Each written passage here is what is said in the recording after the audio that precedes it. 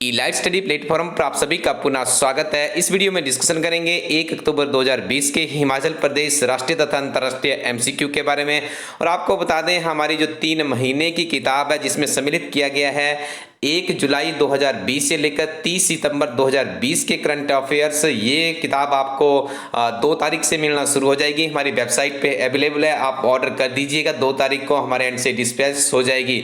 इस किताब की सबसे बड़ी विशेषता, इसमें सम्मिलित किया गया है हिमाचल प्रदेश के करंट अफेयर्स, गिरिराज समाचार पत्र का सारांश, राष्ट्रीय तथा अंतर्राष्ट्रीय घटनाओं का स्टिक सारांश, डे टू डे की कवरेज इसमें सम्मिलित की गई है। करीब 1500 प्लस का क्वेश्चन बैंक यहाँ पर तैयार किया गया है। नवीनतम जानकारियां इसमें सम्मिलित की गई है, चाहे हिमाचल प्रदेश की नवीनतम मंत्रिमंडल की बात की जाए, अपॉइंटमेंट की बात की जाए, या फिर राष्ट्रीय स्तर पे डिफरेंट तरह के ऑर्गेनाइजेशन की अपॉइंटमेंट की बात की जाए, सारी जानकारियां इसमें टेबल की फॉर्म में डाली गई है। उसके बाद आपको ऊपर दिनांक होगी और नीचे आपको हिमाचल प्रदेश के डे टू डे के हिसाब से करंट अफेयर्स मिलेंगे। किसी भी दिन को स्किप नहीं किया गया है, तो एक बेहतरीन किताब आपके लिए हो सकती है आने वाले विभिन्न तरह के कंपेरेटिव एग्जाम्स के लिए। तो आप इसे हमारी वेबसाइट elastudy.in से परचेज कर सकते हो और 2 या 3 दिनों में ये किताब जो आपके नजदीक की शॉपकीपर्स है वहां पर भी पहुंच जाएगी।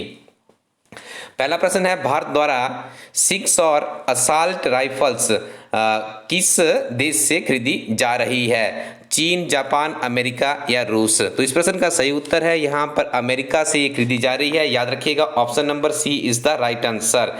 Option number C is the right answer. ठीक है जी। आपको मैं बता दूं, यदि आप पिछला कोई भी पेपर उठा के देख लीजिएगा, अभी आपने एग्जीक्यूटिव ऑफिसर का पेपर देखा होगा, उसमें भी एक प्रश्न यहाँ से पूछा गया था। एचएस में भी एक विमान के बारे में पूछ लिया गया था। तो ये ऐसे प्रश्न है जो कि कम्पिटिटिव एग्जाम में आज की डेट में पूछे जा रहे हैं। आप इन्हें अपने इंपोर्टेंट कैटेगरी में भी रख सकते हैं। स्टूडेंट, डिस्क्रिप्शन में आपको एक वीडियो मिलेगा, उस वीडियो को आप लोग जरूर देखेगा। वो इसमें विशेष तौर से हमने कवरेज किया हुआ है ईओ जो एग्जीक्यूटिव ऑफिसर कम सेक्रेटरी का भी एग्जाम हुआ, उसमें जो हमारी किताब है हिमाचल प्रदेश एक समग्र अध्ययन, इस परीक्षा में 29 प्रश्न आए थे एचपी जीके के, जिसमें से 25 प्रश्न हमारी जो किताब है हिमाचल प्रदेश समग्र अध्ययन से संबंधित थे। उस वीडियो में हमने पूरा कवरेज किया है, कहां से कौन सा प्रश्न आया था। आप उस वीडियो को एक बार देख लीजिएगा, उसमें आपको और भी बहुत सी नवीनतम जानकारियां देखने को मिलेगी।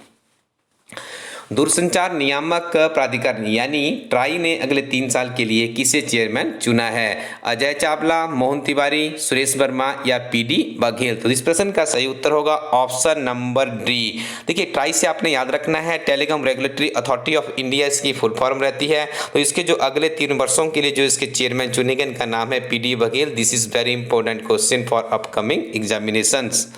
हाल ही में जसवंत सिंह का देहांत हो गया, किस क्षेत्र में ख्याति प्राप्त है? राजनीति, क्रिकेट, कला व साहित्य, नृत्य व संगीत? इस प्रश्न का सही उत्तर है राजनीति। एक बात मैं आपको स्टूडेंट्स बता दूं यहाँ पर कि कुछ टाइम से जैसे डेथ के ऊपर प्रश्न नहीं आ रहे, आजकल देखिए जैसे कुछ शॉर्ट ट्रेंड चला हुआ है, लेकिन हो सकता है किसी एग्जाम में आपको ये प्रश्न भी देखने को मिल सकते हैं। किस संगठन ने कृतज्ञ हैकाथॉन लॉन्च किया है?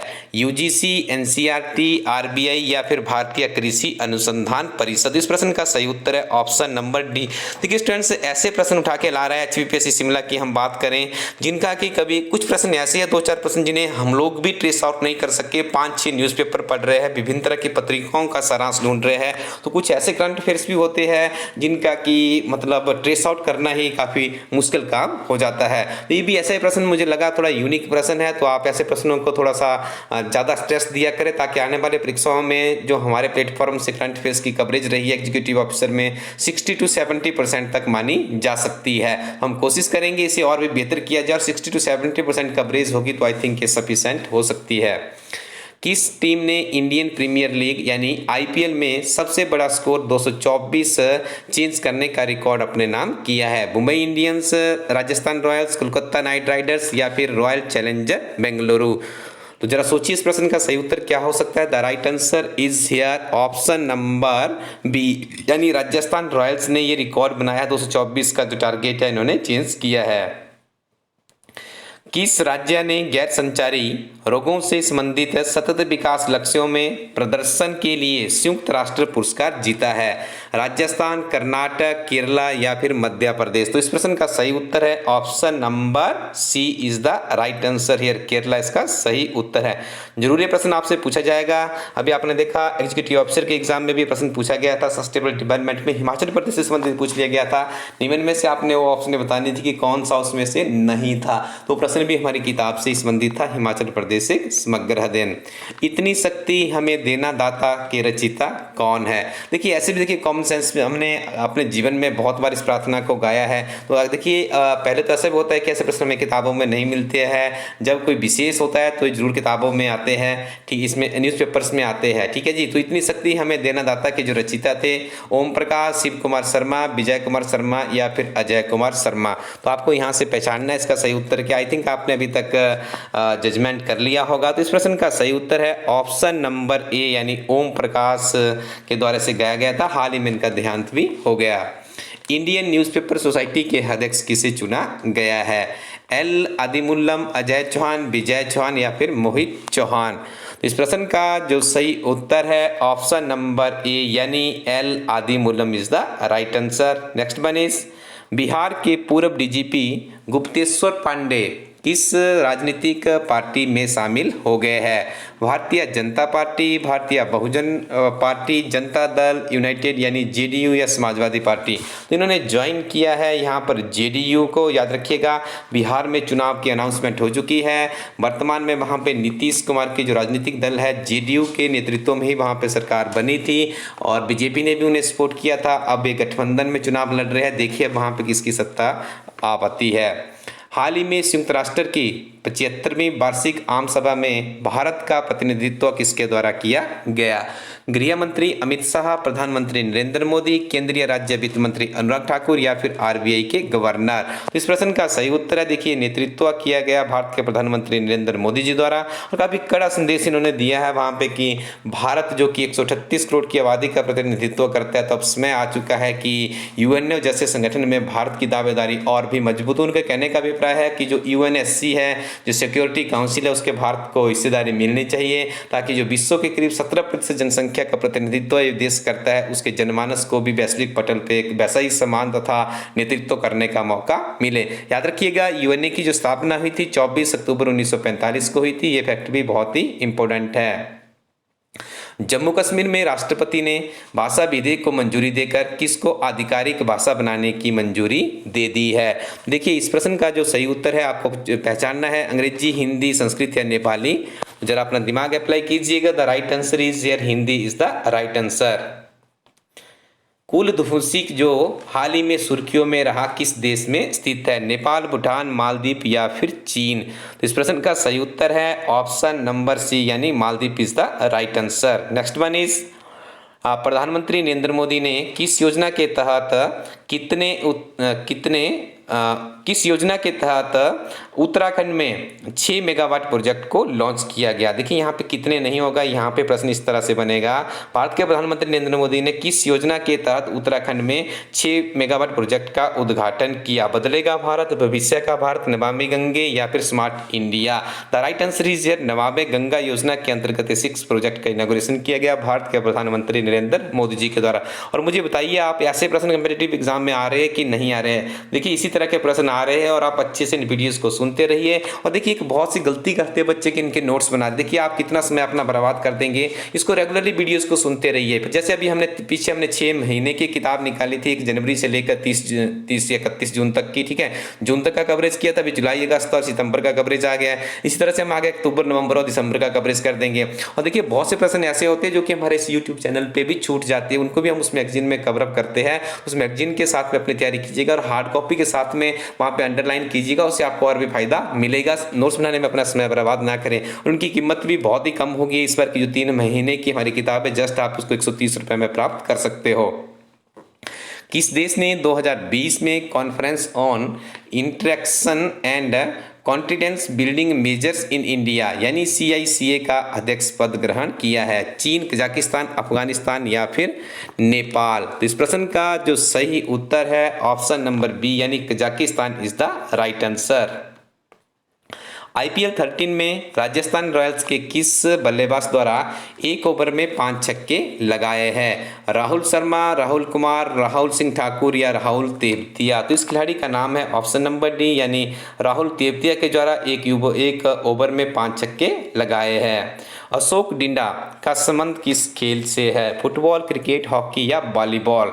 द राइट आंसर इज ये क्रिकेटर है। गोवा से ये क्रिकेट खेलेंगे इसलिए सुर्खियों में है। और एक प्रश्न ऐसा भी विभिन्न तरह के कम्पिटेटिव एग्जाम में पूछने का पैटर्न पहले था, आजकल तो नहीं है, लेकिन कोई पता नहीं कब कहाँ से प्रश्न आ जाएगा, इसलिए तन मन धन से निरंतर रूप से कड़ी मेहनत करते रहिए। आगे डिस्कशन करेंगे हिमाचल प्रदेश करंट अफेयर्स के बारे में। पहला प्रश्न है, हिमाचल प्रदेश सरकार द्वारा ऐतिहासिक रिज मैदान शिमला में पूर्व प्रधानमंत्री अटल बिहारी वाजपेयी की प्रतिमा स्थापित करने का निर्णय लिया है। इसके निर्माण का कार्य किसे दिया जाए, किसके द्वारा किया जाएगा?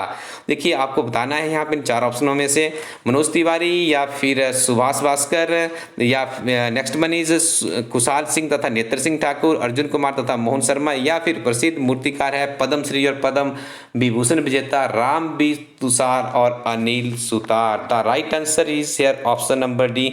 बहुत ही इंपॉर्टेंट प्रश्न है, दोनों के नाम याद रखिएगा। आपसे पूछा जा सकता है कि दोनों जो एक कलाकार है किस क्षेत्र में ख्याति प्राप्त है, किसके लिए ये प्रसिद्ध है, ऐसा प्रश्न जरूर देखने को मिलता है। एक नवीनतम जानकारी आपको बता दें, जो हमारी हिमाचल प्रदेश एक समग्र अध्ययन किताब है, इस किताब पर 14% का डिस्काउंट चल रहा है, आप हमारी वेबसाइट से प्राप्त कर सकते हो। 26 सितंबर 2020 को हिमाचल प्रदेश कैबिनेट मंत्रिमंडल द्वारा आयुर्वेदिक विभाग का नया नाम क्या रखने का निर्णय लिया है? आयुष विभाग या फिर सुदृढ़ आयुष विभाग या भविष्य का आयुष विभाग या अपना आयुष विभाग? The right answer is option number ए। यह प्रश्न हमारा अलाइड सर्विसेज से प्रेरित है, और यदि अलाइड सर्विसेज का एग्जामिनेशन 2021 में होता तो ये प्रश्न आपको जरूर देखने में मिल सकता है। This is most important question. Next one is Himachal Pradesh राज्य विद्युत नियामक आयोग के अध्यक्ष किसे नियुक्त किया गया है? श्री देवेंद्र सिंह शर्मा, श्री वीरेंद्र सिंह शर्मा, श्री विजय सिंह शर्मा या फिर भाखड़ा ब्यास मैनेजमेंट बोर्ड के पूर्व अध्यक्ष Devendra Kumar Sharma? The right answer is here option number D. Devendra Kumar Sharma को अपॉइंट किया गया है हिमाचल प्रदेश राज्य विद्युत नियामक आयोग का अध्यक्ष। नेक्स्ट वन इज नवनिर्वाचित राज्य विद्युत नियामक बोर्ड के अध्यक्ष देवेंद्र कुमार शर्मा को किसके द्वारा शपथ दिलाई गई?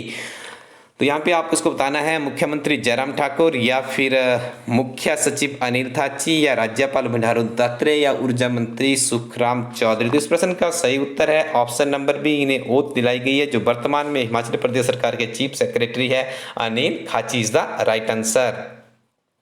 हिमाचल प्रदेश सरकार के यूडाइस रिपोर्ट के मुताबिक वर्ष 2019 में कितने विद्यार्थियों ने सरकारी स्कूल छोड़ा है? 23,000, 24,000, 25,000 या 30,000? तो इस प्रश्न का सही उत्तर है 23,000 बच्चों ने स्कूल छोड़ा है। ये रिपोर्ट आई है, यूडाइस का जो डाटा इकट्ठा किया जाता है उसमें से रिपोर्ट पब्लिश की गई है। तो चैनल से थे बहुत ही महत्वपूर्ण करंट अफेयर्स। और यदि आप हमारी जो किताब है, जिसमें अभी आपको मैंने बताया कि ईओ की परीक्षा में 29 में से 25 प्रश्न इसी किताब से पूछे गए थे, इसी किताब की हम बात कर रहे थे, एक बार जरूर आप इस किताब को ट्राई कीजिएगा। 14% डिस्काउंट के साथ आप इसे हमारी वेबसाइट से प्राप्त कर सकते हो, और आप अपने नज़दीकी डीलर से भी इस किताब को प्राप्त कर सकते हो। जनवरी से लेकर जुलाई तक के लिए आपको करंट अफेयर्स चाहिए 3000+ का हमारी वेबसाइट पे अवेलेबल है, कि विभिन्न तरह की दुकानों में भी मिल सकती है, हो सकता है अभी वहाँ पे आउट ऑफ स्टॉक चल रही है, तो हमारी वेबसाइट पे भी अवेलेबल है, लिमिटेड स्टॉक से, तो आप इसे भी ले सकते हैं। और आपको नवीनतम किताबों में हमने बता दिया कि जुलाई, अगस्त और सितंबर के करंट अफेयर्स हमारे आ चुके हैं, आप उन्हें हमारी वेबसाइट से परचेज कर लीजिए। 2 तारीख से आपको डिस्पैच होने शुरू हो जाएंगे। नवीनतम किताबों की बात करें तो हमारी क्लर्क परीक्षा की बुक भी अवेलेबल है, मार्केट में भी अवेलेबल है, और आपसे आप हमारे प्लेटफॉर्म से भी प्राप्त कर सकते हो। हमारी किताबों के लिए आप विभिन्न तरह के डीलर से, अपने नज़दीकी शॉपकीपर से भी संपर्क कर सकते हो, वहाँ पर भी आपको किताबें और जितनी भी हमारी अध्ययन सामग्री है वहाँ से भी आप प्राप्त कर सकते हो। Thank you very much, keep watching elite study YouTube channel.